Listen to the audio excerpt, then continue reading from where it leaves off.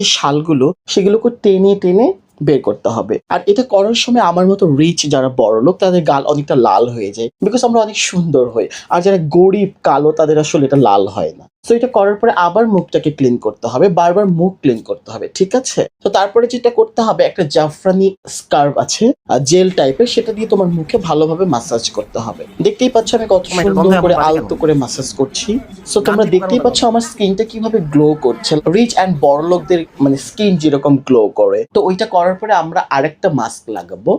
So যারা আমার মতো হতে চাও তারা আমার মতো যত্ন নিতে পারো। আর মাস্কটা ওঠানোর পরে আমি সুন্দর করে একটা টিস্যু দিয়ে আবার আমার মুখটাকে ক্লিন করে নিচ্ছি। এত সুন্দর লাগছে, এত সুন্দরভাবে গ্লো করছে। তো তারপরে মাস্কটা তুলে আমি সুন্দর করে টিস্যুটা দিয়ে মুখটা ফ্রেশ করে সেখানে আমি সিরাম লাগিয়েছি। ন্যাচারাল যে বিউটি সেটা বের হয়ে গেছে। এটা সবার বের হবে না। সো যারা আমার মতো হতে চাও